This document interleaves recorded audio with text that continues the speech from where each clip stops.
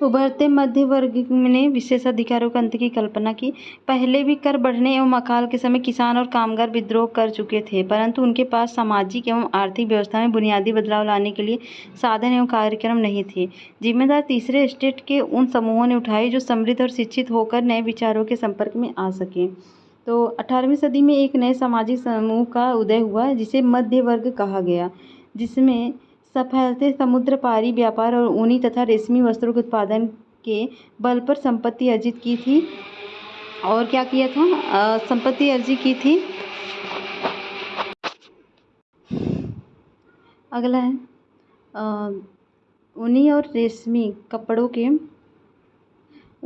रेशमी कपड़ों के या तो निर्यात किया जाता था या समाज के समृद्ध लोग उसे खरीद लेते थे। तीसरे स्टेट में इन सौदागरों या निर्माताओं के अलावा प्रशासनिक सेवा, वकील जैसे पेशेवर लोग भी शामिल थे। ये सभी पढ़े लिखे थे और इनका मानना था कि समाज के किसी भी समूह के पास जन्मना विशेषाधिकार नहीं होना चाहिए। किसी भी व्यक्ति की सामाजिक हैसियत का आधार उसकी योग्यता ही होनी चाहिए।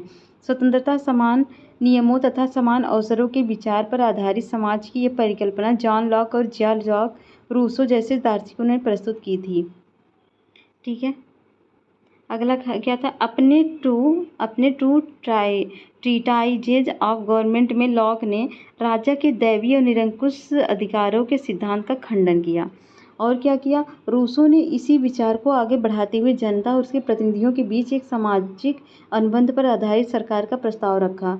मॉन्टेस्क्यू ने the spirit of the laws नामक रचना की। ठीक है, रचना में सरकार के अंदर विधायिका, कार्यपालिका, न्यायपालिका के बीच सत्ता विभाजन की बात कही। जब संयुक्त राज्य अमेरिका ने 13 उपनिवेश ने ब्रिटेन से खुद को आज़ाद घोषित कर दिया तो वहाँ इसी मॉडल की सरकार बनी। फ्रांस के राजनीतिक चिंतक के लिए अमेरिकी संविधान और उसमें दी गई व्यक्तिगत अधिकारों की गारंटी प्रेरणा का एक महत्वपूर्ण स्रोत थी। तो दार्शनिकों के इन विचारों पर काफ़ी हाउस व सैलॉन की गोष्ठियों में गर्मागर्म क्या हुआ बहस हुआ करती थी और पुस्तकों एवं अखबारों के माध्यम से इनका व्यापक प्रचार प्रसार हुआ। पुस्तकों एवं अखबारों के लोगों के बीच जोर से पढ़ा जाता था ताकि अनपढ़ भी उन्हें समझ सकें।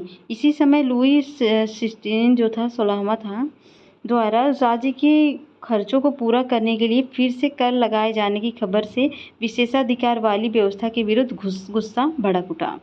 तो स्रोत क्या है? प्राचीन राजतंत्र में हुए अनुभव का वृत्तांत क्या है? आगे चलकर क्रांतिकारी राजनीति में सक्रिय होने वाले जॉर्ज दांतन ने अपनी पढ़ाई पूरी होने के बाद के समय को याद करते हुए 1793 में अपने एक मित्र को पत्र लिखा था।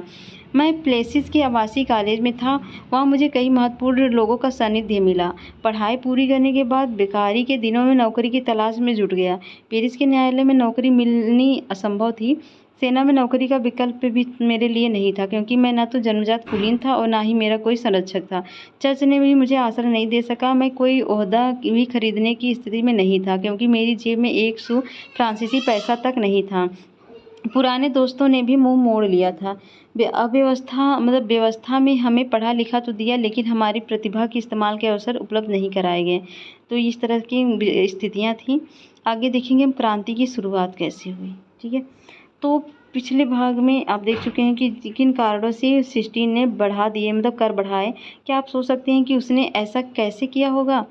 प्राचीन राजतंत्र के तहत फ्रांसीसी सम्राट अपनी मर्जी से कर नहीं लगा सकता था। ये भी बात थी कि जो सम्राट होता था अपनी मर्जी से कर नहीं लगा सकता था। इसके लिए उसे स्टेट जनरल प्रतिनिधि सभा की बैठक बुलाकर नए करों के अपने प्रस्तावों पर मंजूरी लेनी पड़ती थी।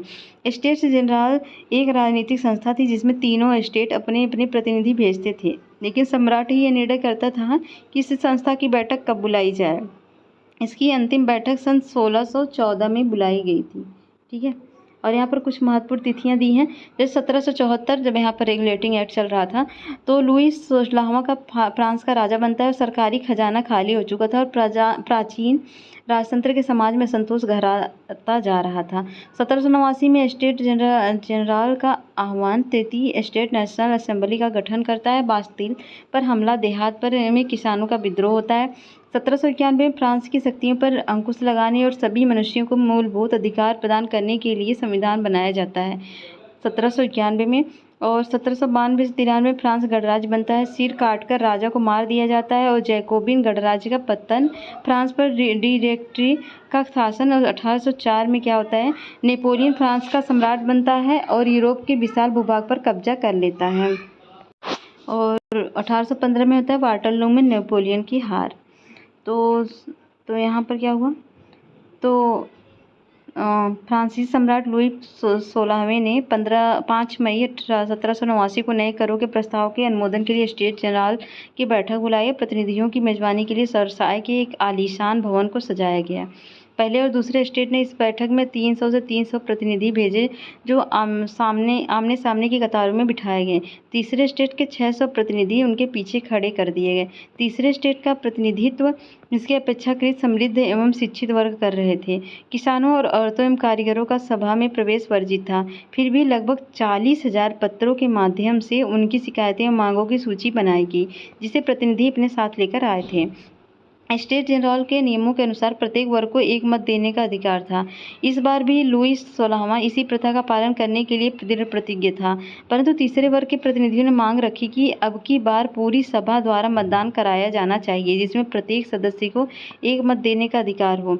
यह एक लोकतांत्रिक सिद्धांत था, जिसे मिसाल के तौर पर रूसो ने अपनी पुस्तक द सोशल कॉन्ट्रैक्ट में प्रस्तुत किया। कौन सी पुस्तक में? द सोशल कॉन्ट्रैक्ट में प्रस्तुत किया। और जब सम्राट ने इस प्रस्ताव को अस्वीकार कर दिया तो तीसरे स्टेट के प्रतिनिधि विरोध जताते हुए सभा से बाहर चले आए। तीसरे स्टेट के प्रतिनिधि खुद को संपूर्ण फ्रांसीसी राष्ट्र का प्रवक्ता मानते थे और 20 जून को वे प्रतिनिधि वर्साय के इंडोर टेनिस कोर्ट में जमा हो गए। उन्होंने अपने आप को नेशनल असेंबली घोषित कर दिया। तीसरे स्टेट वाले शपथ ली कि जब तक सम्राट की शक्तियों को कम करने वाला संविधान तैयार नहीं किया जाएगा तब तक असेंबली भंग नहीं होगी। उनका नेतृत्व मिराबेau और ऑबे-सीए ने किया। मिराबेau का जन्म कुलीन परिवार में हुआ था, लेकिन वह सामंती विशेषाधिकारों वाले समाज को खत्म करने की जरूरत से सहमत था। उसने एक पत्रिका निकाली और वर्साय से जुड़ी भीड़ के समक्ष जोरदार भाषण भी दिए। ऑबे-सीए मूलतः पादरी था और अपना तीसरा स्टेट क्या है शीर्षक से एक अत्यंत प्रभावशाली प्रचार पुस्तिका लिखी। तीसरे स्टेट के प्रतिनिधि मध्य में एक मेज पर खड़े असेंबली अध्यक्ष बेयली की ओर हाथ उठाकर शपथ लेते हैं। क्या आप मानते हैं कि उस समय बेयली निर्वाचित प्रतिनिधियों की ओर से पीठ करके खड़ा रहा होगा? तो यहाँ पर आप देख सकते हैं इस तरह से तीसरे स्टेट के लिए बेयली वगैरह खड़े थे। तो इस विशाल पेंटिंग के लिए जाक लुई डेविड द्वारा बनाया गया शुरुआती रेखांकन ये तस्वीर नेशनल असेंबली में लगाई जानी थी। ठीक है, टेनिस कोर्ट में शपथ की तस्वीर है ये। जिस वक्त नेशनल असेंबली संविधान का प्रारूप तैयार करने में व्यस्त थी, पूरा फ्रांस आंदोलित हो रहा था। कड़ाके की ठंड के कारण फसल मारी गई थी और पावरोटी की कीमतें आसमान छू रही थी। बेकरी मालिक स्थिति का फायदा उठाते हुए जमाखोरी में जुटे थे और बेकरी की दुकानों पर घंटों इंतजार के बाद गुस्साई औरतों की भीड़ ने दुकान पर धावा बोल दिया और दूसरी तरफ सम्राट ने सेना को पेरिस में प्रवेश करने का आदेश दे दिया। क्रुद्ध भीड़ ने 14 जुलाई बास्तिला पर धावा बोलकर उसे नेस्तनाबूद कर दिया। यहाँ पर आप चित्र में देखिए कहाँ पर क्या है। ठीक है, और देहाती इलाकों में गांव-गांव पर यह अफवाह फैल गई कि जागीरों के मालिकों ने भाड़े पर लठैती लुटेरों के गिरोह बुला लिए हैं, पकी फसलों को तबाह करने के लिए निकल पड़े हैं। कई जिलों में भय से आक्रांत होकर किसानों ने कुदालों और बेलचों से ग्रामीण किलों पर आक्रमण कर दिए। उन्होंने अन्न भंडारों को लूट लिया और लगान संबंधी दस्तावेजों को जला कर राख कर दिए। कुलीन बड़ी संख्या में अपनी जागीरें छोड़कर भाग गए और बहुतों ने तो पड़ोसी देशों में जाकर शरण ले ली। तो क्या यहाँ पर देख सकते हैं चित्र अच्छे से। ठीक है, अपनी विद्रोही प्रजा की शक्ति का अनुमान करके लुई 16वें ने अंततः नेशनल असेंबली को मान्यता दे दी और यह भी मान लिया कि उसकी सत्ता पर अब से संविधान का अंकुश होगा। 4 अगस्त 1789 की रात को असेंबली ने करों, कर्तव्य और बंधनों वाली सामंती व्यवस्था के उन्मूलन का आदेश पारित किया। पादरी वर्ग के लोगों को भी अपनी विशेषाधिकारों को छोड़ देने के लिए विवश किया गया। धार्मिक कर समाप्त कर दिया गया और चर्च के स्वामित्व वाली भूमि जब्त कर ली गई और इस प्रकार कम से कम 20 अरब लिवरे की संपत्ति सरकार के हाथों में आ गई। तो फिर क्या फ्रांस संवैधानिक राजतंत्र बन गया? कैसे? नेशनल असेंबली में 1791 में संविधान का प्रारूप पूरा कर लिया। इसका मुख्य उद्देश्य था सम्राट की शक्तियों को सीमित करना। एक व्यक्ति के हाथ में केंद्रीकृत होने के बजाय अब इन शक्तियों को विभिन्न संस्थाओं, विधायिकाओं, कार्यपालिकाओं और न्यायपालिका में विभाजित कर हस्तांतरित कर दिया गया। इस प्रकार फ्रांस में संवैधानिक राजतंत्र की नींव पड़ी। चित्र 7 में दिखता है कि नई राजनीतिक व्यवस्था कैसे काम करती है। तो न्यायपालिका है, कार्यपालिका, विधायिका है। तो न्यायाधीश है, न्यायपालिका में वोट हो रहा है, और कार्यपालिका में सम्राट है, मंत्री हैं, और विधायिका में नेशनल असेंबली 745 सदस्य हैं, वोट है 50,000 पुरुष का, और नियंत्रण निषेध नियंत्रण मंत्री का नियंत्रण है। और सक्रिय नागरिक मताधिकार में लगभग 2.8 करोड़ जनसंख्या ने लगभग 40 लाख लोग थे, और निष्क्रिय नागरिक मताधिकार प्राप्त नहीं था। लगभग 30 लाख पुरुषों, महिलाओं, बच्चों और 25 वर्ष से कम उम्र के व्यक्तियों को मताधिकार प्राप्त नहीं था। वहाँ पर महिलाओं को भी मताधिकार प्राप्त नहीं था, बच्चों को तो था ही नहीं। तो 25 वर्ष से कम उम्र, मतलब 25 वर्ष की उम्र के बाद वाले वोट करते थे। 1791 के संविधान ने कानून बनाने का अधिकार नेशनल असेंबली को सौंप दिया, और नेशनल असेंबली अप्रत्यक्ष रूप से चुनी जाती थी। सर्वप्रथम नागरिक निर्वाचक समूह का चुनाव करते थे, जो पुनः असेंबली के सदस्यों को चुनते थे। सभी नागरिकों को मतदान अधिकार नहीं था। 25 वर्ष से अधिक उम्र वाले केवल ऐसे पुरुषों को ही सक्रिय नागरिक मतलब मत देने का अधिकार दर्जा दिया गया था, जो कम से कम 3 दिन की मजदूरी के बराबर कर चुकाते थे। शेष पुरुषों और महिलाओं को निष्क्रिय नागरिक के रूप में वर्गीकृत किया गया। निर्वाचक की योग्यता प्राप्त करने तथा असेंबली का सदस्य होने के लिए लोगों को करदाताओं की उच्चतम श्रेणी में होना जरूरी था। मतलब जो ज़्यादा कर देता था वही वोट कर सकता था। पुरुष एवं नागरिक अधिकार घोषणा पत्र 1790 में बॉर्बियो द्वारा बनाया गया चित्र दाईं ओर की आकृति फ्रांस के और बाईं ओर की कानून को निरूपित करती है। तो यहाँ पर आप चित्र देख सकते हैं। डिक्लेरेशन डिस टू द क्या लिखा है, तो यहाँ पर देखते हैं पुरुष एवं नागरिक अधिकार घोषणा पत्र क्या था। तो पहला था आदमी स्वतंत्र पैदा होता है, स्वतंत्र रहते हैं और उनके अधिकार समान होते हैं। दूसरा था हर एक राजनीतिक संगठन का लक्ष्य आदमी के नैसर्गिक एवं अहरणीय अधिकारों को संरक्षित करना है। ये अधिकार है स्वतंत्रता, संपत्ति, सुरक्षा एवं शोषण के प्रतिरोधों का अधिकार। समग्र संप्रभुता का स्रोत राज्य में निहित हो, कोई भी समूह या व्यक्ति ऐसा अधिकार प्रयोग नहीं करेगा जिसे जनता की सत्ता की स्वीकृति ना मिली हो। चौथा था स्वतंत्रता का आशय ऐसे काम करने की शक्ति से है जो औरों के लिए नुकसानदेह ना हो। समाज के लिए किसी भी हानिकारक कृत्य पर पाबंदी लगाने का अधिकार कानून के पास है। छठवां था कानून सामान्य इच्छा की अभिव्यक्ति है, सभी नागरिकों को व्यक्तिगत रूप से या अपने प्रतिनिधियों के माध्यम से इसके निर्माण में भाग लेने का अधिकार था।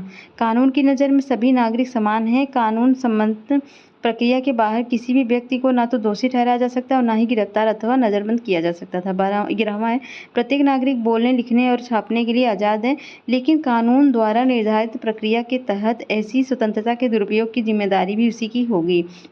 12वां था सार्वजनिक सेना तथा प्रशासन के खर्चे चलाने के लिए एक सामान्य कर लगाना परिहार्य है। सभी नागरिकों पर उसकी आय के अनुसार समान रूप से कर लगाया जाना चाहिए। चूंकि संपत्ति का अधिकार एक पावन एवं उल्लंघनीय अधिकार था, अतः किसी भी व्यक्ति को इससे वंचित नहीं किया जा सकता था। ये सब था उसने घोषणा पत्र में। तो यहाँ पर संविधान पुरुष एवं नागरिक अधिकार घोषणा पत्र के साथ शुरू हुआ था। जीवन के अधिकार, व्यक्ति की स्वतंत्रता अधिकार और कानूनी बराबरी के अधिकार को नैसर्गिक एवं अहरणीय अधिकार के रूप में स्थापित किया गया। यहीं से भारत का संविधान भी लिया गया था, समानता वगैरह का। तो अगला है क्रांतिकारी पत्रकार जयपाल मरा ने अपने अखबार लामी द पीपल में नेशनल असेंबली द्वारा तैयार किए गए संविधान पर यह टिप्पणी की थी कि जनता के प्रतिनिधित्व का कार्यभार अमीरों को सौंप दिया गया है। गरीबों और शोषितों की दशा केवल शांतिपूर्ण तरीके से कभी नहीं सुधर सकती। यह इस बात का अकाट्य प्रमाण है कि धनाढ्य वर्ग कानून को कैसे प्रभावित करता है। फिर भी ये कानून तभी तक चलेंगे जब तक लोग इन्हें मानेंगे। जिस तरह उन्होंने कुलीनों द्वारा लादे गए जुए को उतार फेंका, एक दिन वही हज़र अमीरों का करेंगे, समाचार पत्र में उन्होंने कहा था। तो राजनीतिक प्रतीकों के मायने क्या थे? तो 18वीं सदी में ये सब देखते हैं। टूटी हुई जंजीर, दासों को बांधने के लिए जंजीरों का प्रयोग होता था। टूटी हुई हथकड़ी उनकी आज़ादी का प्रतीक था। छड़ों का बजीदार गट्ठर, अकेली छड़ को आसानी से तोड़ा जा सकता है परंतु गट्ठर को नहीं, एकता में ही बल है, ये सिंबल था। त्रिभुज के अंदर रोशनी बिखेरती आँख, मतलब सर्वदर्शी आँख ज्ञान का प्रतीक है। सूर्य की किरणें अज्ञानी रूपी अंधेर को मिटा देंगी। और राजधन शाही सत्ता का प्रतीक था। अपनी पूंछ मुंह में लिए सांप सनातनता का प्रतीक था। अंगूठी का कोई और छोर नहीं होता। और लाल फ्राइजियन टोपी दासों द्वारा स्वतंत्र होने के बाद पहनी जाने वाली टोपी थी, और नीला सफ़ेद फ्रांस के राष्ट्रीय रंग थे। ये डैनो वाली स्त्री जो है कानून मानवीय रूप है।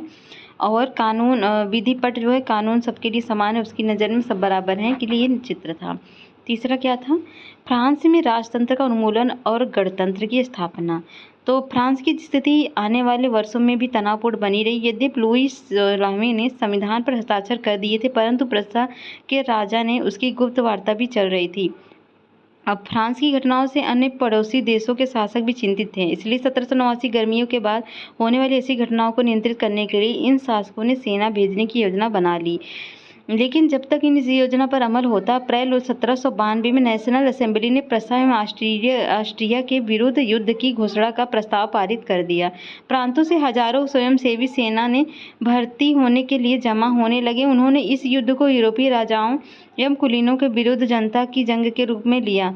उनके होठों पर देशभक्ति के जो तराने थे, उनमें कवि राजेद दिलाइल द्वारा रचित मार्सिले भी था। यह गीत पहली बार मार्सिलेस के स्वयंसेवियों ने पेरिस की ओर कूच करते हुए गाया था, इसलिए इस गाने का नाम मार्सिल हो गया और अब फ्रांस का राष्ट्रगान है। मार्सिले कहाँ का? फ्रांस का राष्ट्रगान है। क्रांतिकारी युद्धों से जनता को भारी क्षति एवं आर्थिक कठिनाइयाँ झेलनी पड़ी। पुरुषों के मोर्चे पर चले जाने के बाद घर परिवार और रोजी रोटी की जिम्मेदारी औरतों पर कंधों पर आ गई और इससे क्या होने लगा? देश की आबादी के एक बड़े हिस्से ऐसा लगता था कि क्रांति के सिलसिले को आगे बढ़ाने की जरूरत है, क्योंकि 1791 के संविधान में सिर्फ अमीरों को ही राजनीतिक अधिकार प्राप्त हुए थे। लोग अधिकारी क्लबों में अड्डे जमाकर सरकारी नीतियों और अपनी कार्य योजनाओं पर बहस करते थे। इनमें जैकोबिन क्लब जो है सफल था और जिसका नाम पेरिस के भूतपूर्व कॉन्वेंट ऑफ सेंट जेकब के नाम पर पड़ा, जो अब इस राजनीतिक समूह का अड्डा बन गया है। इस पूरी अवधि महिलाएं भी सक्रिय थीं और उन्होंने भी क्लब बनाए थे। इस अध्याय के खंड 4 में आप उसकी गतिविधियों और मांगों के बारे में और जानेंगे। तो जैकोबिन क्लब के सदस्य मुख्यतः समाज के कम समृद्ध हिस्से से आते थे और इनमें छोटे दुकानदार, कारीगर जैसे जूता बनाने वाले, पेस्ट्री बनाने वाले, साड़ी साज छपाई करने वाले, नौकर दिहाड़ी मजदूर शामिल थे। उनका नेता मैक्सिमिलियन रोबेस्पियर था।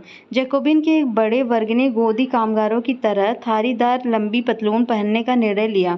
ऐसा उन्होंने समाज के फैशन परस्त वर्ग, खास तौर पर घुटने तक पहने जाने वाले ब्रीचेज, घुटना पहनने वाले कुलीनों से खुद को अलग करने के लिए किया।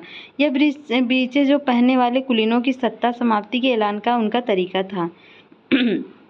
तो सौकुलात ब्रीन ब्रीचेज वाले दंपति आप देख सकते हैं, इस तरह के वो लोग कपड़े पहनते थे अपने आप को अलग दिखाने के लिए। तो यह नानीन वायले लिबर्टी, यह चित्र महिला कलाकार द्वारा रचित दुर्लभ चित्रों में से एक है। क्रांतिकारी घटनाक्रम के बाद महिलाओं के लिए यह संभव हो गया कि वे स्थापित चित्रकारों के साथ प्रशिक्षण प्राप्त कर सकें और हर साल 2 साल में लगने वाले सैलान नामक नुमाइश में अपने चित्रों को प्रदर्शन कर सके। यह तस्वीर स्वतंत्रता का नारी रूपक है, अर्थात नारी आकृति स्वतंत्रता का प्रतीक है, ये दिया गया। तो इस चित्र को ध्यान से देखें और इन वस्तुओं की सूची बनाएं, क्या क्या ली हैं ये और क्या कैसा चित्र है, तो आप देख सकते हैं। इसलिए जैकोबिन को सौकुलात के नाम से जाना जाता है, जिसका शाब्दिक अर्थ होता है बिना घुटने वाले।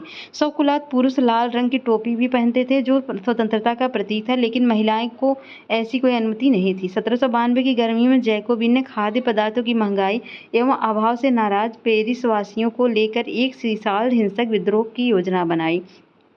10 अगस्त की सुबह उन्होंने ट्यूलेरिये के महल पर धावा बोल दिया और राजा के रक्षकों को मार डाला और खुद राजा को कई घंटों तक बंधक बनाए रखा। बाद में असेंबली ने शाही परिवार को जेल में डाल दिया और प्रस्ताव पारित किया। नए चुनाव कराए गए। 21 वर्ष से अधिक उम्र वाले सभी पुरुषों, चाहे वह उनके पास संपत्ति हो या नहीं हो, को मतदान का अधिकार दिया गया। नवनिर्वाचित असेंबली को कन्वेंशन का नाम दिया गया और 21 सितंबर 1792 को इसने राजतंत्र का अंत कर दिया और फ्रांस को एक नए गणतंत्र घोषित किया। जैसा कि आप जानते हैं कि गणतंत्र सरकार का वह रूप है जहां सरकार एवं उनके प्रमुख का चुनाव जनता करती है। यह वंशानुगत शाही नहीं है। आप कुछ अन्य गणतांत्रिक देशों के बारे में जानकारी प्राप्त करने की कोशिश करें और देखें कब और कैसे गणतंत्र बने। तो लुईस 16वां को न्यायालय द्वारा देशद्रोह के आरोप में मौत की सजा सुना दी गई और 21 जनवरी 1793 को प्लेस डी ला कॉर्कार्ड में उसे सार्वजनिक रूप से फांसी दी गई। कहाँ दी गई? प्लेस डी ला कॉर्कार्ड में उसे सार्वजनिक रूप से फांसी दे देगी। जल्द ही रानी मेरी एंतोइनेट का भी वही हश्र हुआ, मतलब राजा रानी दोनों को फांसी दे दी गई। और आतंक का राज क्या था? तो आतंक का राज सन 1793 से 1794 तक के काल को आतंक का युग कहा जाता है। 93 94 मतलब 1 साल को। रोबेस्पियर ने नियंत्रण और दंड की सख्त नीति अपनाई। उसके हिसाब से गणतंत्र के जो भी शत्रु थे, कुलीन एवं पादरी, अन्य राजनीतिक दलों के सदस्य, उसकी कार्यशैली से असहमति रखने वाले पार्टी सदस्य, उन सभी को गिरफ्तार कर जेल में डाल दिया गया और एक क्रांतिकारी न्यायालय द्वारा उन पर मुकदमा चलाया गया। यदि न्यायालय उन्हें दोषी पाता है तो गिलोटीन पर चढ़ाकर उनका सिर कलम कर दिया जाता था। गिलोटीन 2 खंभों के बीच लटकने वाली मशीन था जिस पर अपराधी का सिर रखा। गिलोटीन कैसा ऐसा था, इसके बीच में एक गड़ासा टाइप का रहता था जिसे औजार, फिर यहाँ पर सर रख के उसको ऐसे गिरा के खच्च से काट दिया जाता था। ठीक है, तो दोषी पाता तो उसे गिलोटीन की 2 खंभों के बीच लगी मशीन क्या था, अपराधी के सिर धड़ से अलग कर दिया जाता था। मशीन का नाम इसके आविष्कारक डॉक्टर गिलोटीन के नाम पर पड़ा। रोबेस्पियर सरकार ने कानून बनाकर मजदूरी एवं कीमतों की अधिकतम सीमा तय कर दी। तो यहाँ पर जो रोबेस्पियर सरकार बनी उसने कीमतों की सीमा तय कर दी। गोश्त एवं पावरोटी की राशनिंग कर दी गई और किसानों को अपना अनाज शहरों में ले जाकर सरकार द्वारा कीमत पर बेचने के लिए बाध्य कर दिया गया। अपेक्षाकृत महंगे सफ़ेद आटे के इस्तेमाल पर रोक लगा दी गई। सभी नागरिकों के लिए साबुत गेहूं से बनी बराबरी का प्रतीक मानी जाने वाली समता रोटी खाना अनिवार्य कर दिया गया। बोलचाल और संबोधन में भी बराबरी का आचार व्यवहार लागू करने की कोशिश की गई। परंपरागत मानश्योर एवं मदास जो महोदया के स्थान पर अब सभी फ्रांसीसी पुरुषों एवं महिलाओं को सितोयेन एवं सितोयीन नाम से संबोधित किया जाने लगा। चर्चों को बंद कर दिया गया और उनके भवनों को बैरक तथा दफ्तर पर बना दिया गया। रोबेस्पियर ने अपनी नीतियों को इतनी सख्ती से लागू किया कि उसके समर्थक भी त्राही करने लगे तथा जुलाई 1794 में न्यायालय द्वारा उसे दोषी ठहराया गया और गिरफ्तार करके अगले ही दिन उसे गिलोटीन पर चढ़ा दिया गया। तो यहाँ पर देखेंगे हम स्वतंत्रता लिबर्टी क्या है, 2 परस्पर विरोधी विचार। तो क्रांतिकारी पत्रकार कैमिल डेस्मालिन्स ने 1793 में लिखा कि उसके कुछ ही दिनों बाद आतंक राज के दौरान उसे फांसी दे दी गई। कुछ लोगों का मानना है कि स्वतंत्रता एक शिशु के समान है जिसे परिपक्व होने तक अनुशासन की व्यवस्था से गुजरना आवश्यक है, पर सत्य कुछ और है। स्वतंत्रता सुख शांति और विवेक है, समानता एवं न्याय है, यह अधिकारों का घोषणा पत्र है। आप शायद अपने सभी दुश्मनों का सिर काट देना चाहते हैं। क्या इससे बड़ी मूर्खता कोई हो सकती है कि क्या किसी एक व्यक्ति को उसके दासियों, संगी संबंधी, दुश्मनों बनाए गए बिना फांसी के तख्ते तक ले जाना संभव है? 7 फरवरी 1794 को रोबेस्पियर ने कन्वेंशन में भाषण दिया जो ला मॉनिटेर यूनिवर्सल अखबार में छपा। उसी भाषण का एक अंश है, लोकतंत्र को स्थापित और सुदृढ़ करने के लिए संविधान सम्मत शांतिपूर्ण शासन के लिए हमें सबसे पहले अत्याचारी निरंकुशता के विरुद्ध स्वतंत्रता की लड़ाई को अंतिम पड़ाव तक पहुंचाना होगा। गणतंत्र के घरेलू एवं बाहरी दुश्मनों का विनाश करना आवश्यक है, अन्यथा हम खुद नष्ट हो जाएंगे। क्रांति के दौर में लोकतांत्रिक सरकार आतंक का सहारा ले सकती है। आतंक बस कठोर, तुरंता और अनम्य न्याय है जिसका प्रयोग मात्र पितृभूमि की अत्यावश्यकता जरूरतों को पूरा करने के लिए किया जाएगा। आतंक की स्वतंत्रता के दुश्मनों को अंकुश लगाना गणतंत्र के संस्थापक का अधिकार है। डेस्मालिन्स और रोबेस्पियर के विचारों की तुलना करें तो राज्य शक्ति के प्रयोग से दोनों का क्या तात्पर्य? निरंकुशता के विरुद्ध स्वतंत्रता की लड़ाई से रोबेस्पियर का क्या मतलब है? तो यहाँ पर है, तो रोबेस्पियर भी मारा गया। तो डायरेक्टरी शासित फ्रांस, तो ये देख सकते हैं क्या है।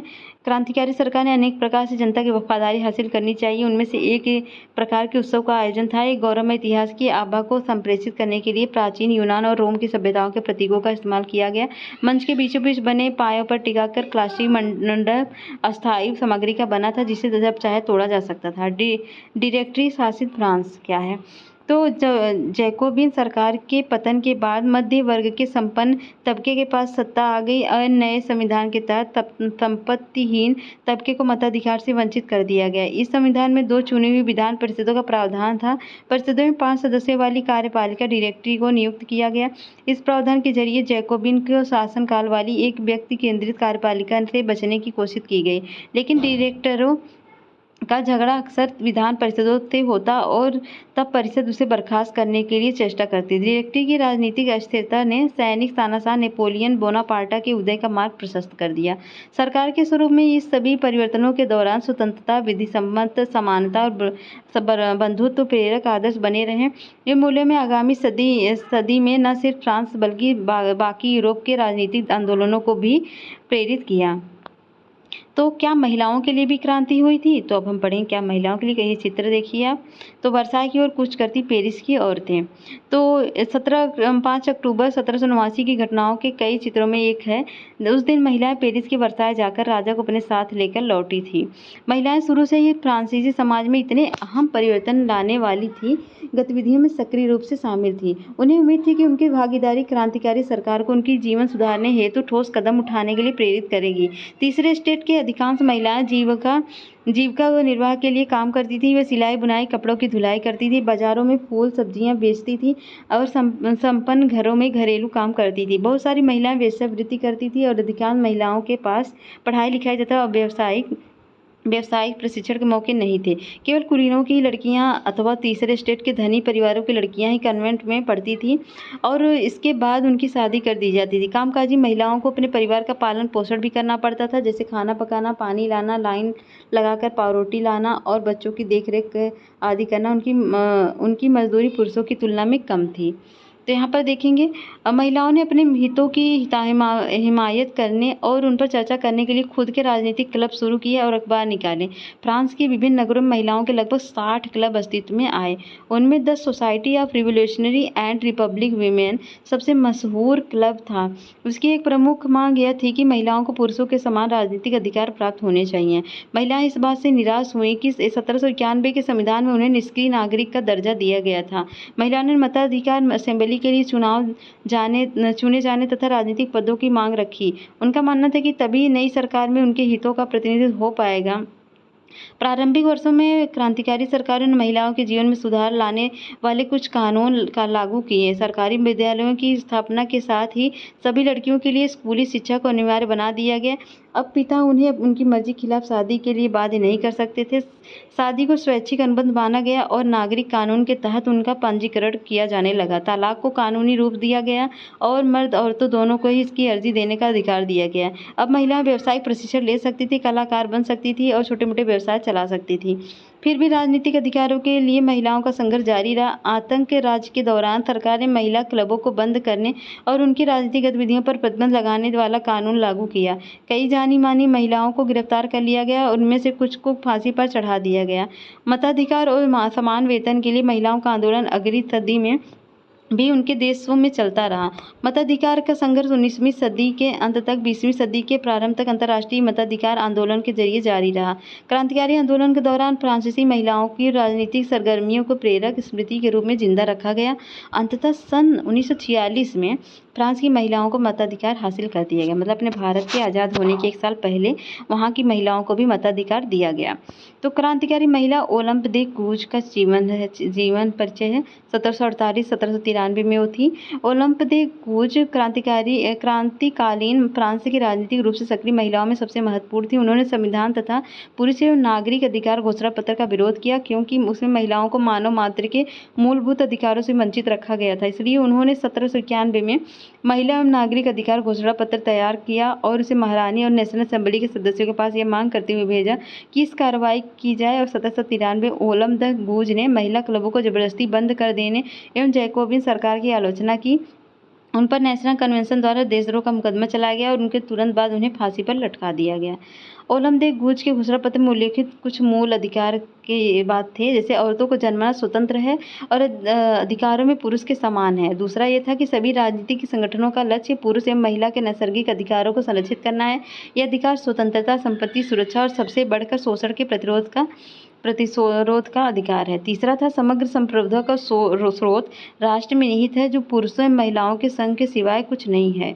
चौथा था कानून सामान्य इच्छा की अभिव्यक्ति होनी चाहिए। सभी महिला एवं पुरुष नागरिकों का या तो व्यक्तिगत रूप से या अपने प्रतिनिधियों के माध्यम से विधि निर्माण में दखल होना चाहिए। यह सभी के लिए समान होना चाहिए। सभी महिला एवं पुरुष नागरिक अपनी योग्यता एवं प्रतिभा के बल पर समान रूप से बिना किसी भेदभाव के हर तरह के सम्मान एवं सार्वजनिक पद के हकदार हैं। कोई भी महिला अपवाद नहीं है, वह विधि सम्मत प्रक्रिया द्वारा अपराधी ठहराई जा सके, गिरफ्तार और नजरबंद की जा सके। पुरुषों की तरह महिलाएं भी इस कठोर कानून का पालन करें। ये सब लिखा गया था।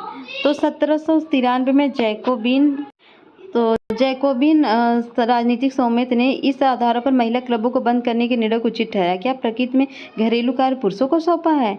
क्या प्रकृति ने बच्चों को दूध पिलाने के लिए हमें स्तन दिए हैं? नहीं। प्रकृति ने पुरुष से कहा, पुरुष बनो, शिकार, कृषि, राजनीति, कर्तव्य, यह तुम्हारा साम्राज्य है। प्रकृति ने महिला से कहा, स्त्री बनो, गृहस्थी, काम, मातृत्व के सुखद दायित्व, तो यही तुम्हारे कार्य हैं। पुरुष बनने की इच्छा रखने वाली महिलाएं निर्लज्ज हैं। क्या जिम्मेदारियों का उचित बंटवारा हो नहीं चुका है? तो इस तरह की बातें की जाती थी। बेकरी की दुकान पर कतार में महिलाएं खड़ी थी। ये चित्र है। अब दास प्रथा का उन्मूलन कैसे हुआ ये देख लेते हैं। फ्रांसीसी उपनिवेशवाद में दास प्रथा का उन्मूलन जैकोबिन शासन के क्रांतिकारी सामाजिक सुधार में से एक था। कैरेबियाई उपनिवेश मार्टिनिक, गाडेलोप और डोमिंग तंबाकू, नील, चीनी एवं कॉफी जैसी वस्तुओं के महत्वपूर्ण आपूर्तिकर्ता थे। अपरिचित एवं दूर देश जाने और काम करने के प्रति यूरोपियों की अनिच्छा का क्या मतलब था बागानों में श्रम की कमी। इस कमी को यूरोप, अफ्रीका एवं अमेरिका के बीच त्रिकोणीय दास व्यापार द्वारा पूरा किया गया। दास व्यापार 17वीं शताब्दी में शुरू हुआ। फ्रांसीसी सौदागर बोर्दो जिसे बोलते हैं बोर्दो या नांते बंदरगाह से अफ्रीका तट पर जहाज ले जाते थे, जहां वे स्थानीय सरदारों से दास खरीदते थे। दासों को दाग कर एक हथकड़ियों या डाल पर अटलांटिक महासागर के पास कैरेबियाई देशों तक 3 माह की लंबी समुद्री यात्रा के लिए जहाजों में ठूस दिया जाता था। वहां उन्हें बागान मालिकों को बेच दिया जाता था। दास श्रम के बल पर यूरोपीय बाजारों में चीनी, कॉफी एवं नील की बढ़ती मांग को पूरा करना संभव हुआ। बोर्दो और नांते जैसे बंदरगाह फलते फूलते दास व्यापार कारण ही समृद्ध नगर बन गए। 18वीं सदी में फ्रांस में दास प्रथा की ज्यादा निंदा नहीं हुई। नेशनल असेंबली में लंबी बहस हुई कि व्यक्ति के मूलभूत अधिकार उपनिवेश में रहने वाले प्रजा सहित समस्त फ्रांसीसी प्रजा को प्रदान किए जाए या नहीं। परंतु दास व्यापार पर निर्भर व्यापारियों के विरोध के भय से नेशनल असेंबली में कोई कानून पारित नहीं किया गया। लेकिन अंततः 1794 के कन्वेंशन ने फ्रांसीसी उपनिवेश में सभी दासों की मुक्ति का कानून पारित कर दिया। यह कानून एक छोटी सी अवधि तक ही लागू रहा। 10 वर्ष बाद नेपोलियन ने दास प्रथा पुनः शुरू कर दिया। बागान मालिकों को अपने आर्थिक हित साधने के लिए अफ्रीकी निग्रो लोगों को गुलाम बनाने की स्वतंत्रता मिल गई। फ्रांसीसी उपनिवेशों से अंतिम रूप से दास प्रथा का उन्मूलन 1848 में किया गया।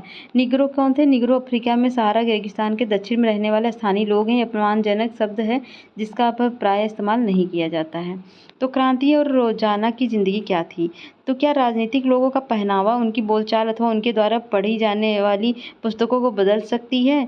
सन 1789 के बाद वर्षों में फ्रांस के पुरुषों, महिलाओं एवं बच्चों के जीवन में ऐसे अनेक परिवर्तन आए। क्रांतिकारी सरकार ने कानून बनाकर स्वतंत्रता एवं समानता के आदर्शों को रोजाना की जिंदगी में उतारने का प्रयास किया। बास्तिल के विध्वंस के बाद 1789 की गर्मियों में जो सबसे महत्वपूर्ण कानून अस्तित्व में आया वह था सेंसरशिप की समाप्ति। प्राचीन राजतंत्र के अंतर्गत तमाम लिखित सामग्री और सांस्कृतिक गतिविधियां, किताब, अखबार, नाटक को राजा के सेंसर अधिकारियों द्वारा पास किए जाने के बाद ही प्रकाशित या मंचित किया जा सकता था। परंतु अब अधिकारों के घोषणा पत्र में भाषण एवं व्यक्ति की स्वतंत्रता को नैसर्गिक अधिकार घोषित कर दिया गया। परिणाम स्वरूप फ्रांस के शहरों में अखबारों, पर्चों, पुस्तकों एवं छपी हुई तस्वीरों की बाढ़ आ गई और वह तेजी से गांव देहात एवं पहुंच गई। उसने फ्रांस में घट रही घटनाओं एवं परिवर्तनों का ब्यौरा और उन पर टिप्पणियां होती थी। प्रेस की स्वतंत्रता का मतलब यह था कि किसी भी घटना पर परस्पर विरोधी विचार भी व्यक्त किए जा सकते हैं। प्रिंट माध्यम का उपयोग करके एक पक्ष ने दूसरे पक्ष को अपने दृष्टिकोण से सहमत कराने की कोशिश की। नाटक, संगीत और उत्सवी जुलूसों में असंख्य लोग जाने लगे। स्वतंत्रता और न्याय के बारे में राजनीतिज्ञों एवं दार्शनिकों के पंडितपूर्ण लेखन को समझने और उनसे जुड़ने का लोकप्रिय तरीका था, क्योंकि किताबों को पढ़ना तो मुट्ठी भर शिक्षितों के लिए ही संभव था। ये देख सकते हैं आप चित्र। तो देशभक्त कसरती दाब मशीन, जिसका इस्तेमाल मोटापा घटाने के लिए किया जा सकता था। अज्ञात चित्रकार द्वारा बनाया गया 1790 का चित्र न्याय के विचार को व्यवहार में बदलना चाहता था। तो यहाँ पर देख सकते हैं। तो ये है मरा जनता को संबोधित करते हुए लुई लियोपोल्ड बायली रचित चित्र है ये। और इस अध्याय से मरा के बारे में आपको क्या याद आया? इसके इर्द गिर्द मौजूद दृश्य का वर्णन कीजिए, उनकी लोकप्रियता के बारे में बताइए। तो सारांश क्या है? 1804 में नेपोलियन बोनापार्टे ने खुद को फ्रांस का सम्राट घोषित कर दिया और उसने पड़ोस के यूरोपीय देशों की विजय यात्रा शुरू की। पुराने राजवंशों को हटाकर उसने नए साम्राज्य बनाए और उनकी बागडोर अपने खानदान के लोगों के हाथों में दे दी। नेपोलियन खुद को यूरोप के आधुनिकीकरण का अग्रदूत मानता था। उसने निजी संपत्ति की सुरक्षा के कानून बनाए और दशमलव पद्धति पर आधारित नाप तौल की एक समान प्रणाली चलाई। शुरू में बहुत सारे लोगों को नेपोलियन मुक्तिदाता लगता था और उससे जनता को स्वतंत्रता की दिलाने की उम्मीद थी, पर जल्दी ही उसकी सेनाओं को लोग हमलावर मानने लगे और आखिरकार 1815 में वाटरलू में उसकी हार हुई। यूरोप के बाकी हिस्सों में मुक्ति और आधुनिक कानूनों को फैलाने वाले उसके क्रांतिकारी उपायों का असर उसकी मृत्यु के काफ़ी समय बाद सामने आया। आल्प्स पार करते हुए नेपोलियन डेविड द्वारा बनाया गया चित्र है नेपोलियन का। स्वतंत्रता और जनवादी अधिकारों के विचार फ्रांसीसी क्रांति की सबसे महत्वपूर्ण विरासत थी। ये विचार 19वीं सदी में फ्रांस से निकलकर बाकी यूरोप में फैले और इनके कारण वहाँ संपत्ति व्यवस्था का नाश हुआ। औपनिवेशिक समाजों में संप्रभुता राष्ट्र राज्य की स्थापना के अपने आंदोलन में दासता से मुक्ति के विचार को नई परिभाषा दी। टीपू सुल्तान और राजा राजा राम मोहन राय क्रांतिकारी फ्रांस में उपजे विचारों को प्रेरणा लेने वाले दो ठोस उदाहरण थे। तो राजा राम मोहन राय उस समय यूरोप में फैल रहे नए विचारों में काफ़ी प्रभावित होने वालों में से एक थे। फ्रांसीसी क्रांति और बाद में जुलाई क्रांति में उनकी कल्पना को नई धारणा दी। और फ्रांस में 1830 में हुई जुलाई क्रांति के बाद में जनता के बाद वह किसी की चीज़ के बारे में बात ही नहीं करते थे। हालांकि एक दुर्घटना के कारण उन दिनों लंगड़ा कर चलते थे, लेकिन इंग्लैंड जाते वक्त केप टाउन में वह जिद करने लगे कि उन्हें क्रांतिकारी तिरंगे झंडे वाले युद्धपोत दिखाए जाएँ। सुशोभन सरकार नोट्स ऑन द ये सब लिखा गया है। तो इस अध्याय में आपने जिन क्रांतियों के बारे में पढ़ा है उनके बारे में किसी एक के बारे में जानकारी इकट्ठा करें, उस व्यक्ति की संक्षिप्त जीवनी लिखें। तो ये रहा आपके लिए क्वेश्चन, जिसको आपको कमेंट बॉक्स में 2-4 लाइन में कुछ ना कुछ बताना है। पहला क्वेश्चन है, फ्रांस में क्रांति की शुरुआत किन परिस्थितियों में हुई थी? किन परिस्थितियों में हुई थी फ्रांस में क्रांति की शुरुआत बताना है। फ्रांसीसी समाज के किन तबकों को क्रांति का फायदा मिला? कौन कौन सत्ता छोड़ने के लिए मजबूर हो गए? क्रांति के नतीजे समाज के किन तमों को निराशा हुई? 19वीं सदी की दुनिया के लिए फ्रांसीसी क्रांति की विरासत छोड़ गई। उन जनवादी अधिकारों की सूची बनाएं जो आज हमें मिले हुए हैं, जिनका उद्गम फ्रांसीसी क्रांति में है। क्या आप इन तर्क से सहमत हैं कि सार्वभौम अधिकारों के संदेश में नाना अंतर्विरोध थे? नेपोलियन के उदय को कैसे समझा सकते हैं, ये आपको बताना है कमेंट बॉक्स में। तो ठीक है, ये खत्म हुआ पहला चैप्टर। आपका कैसा लगा चैप्टर बताइएगा जरूर। मिलते हैं नेक्स्ट वीडियो में नेक्स्ट चैप्टर के साथ। तब तक के लिए जय हिंद, जय भारत।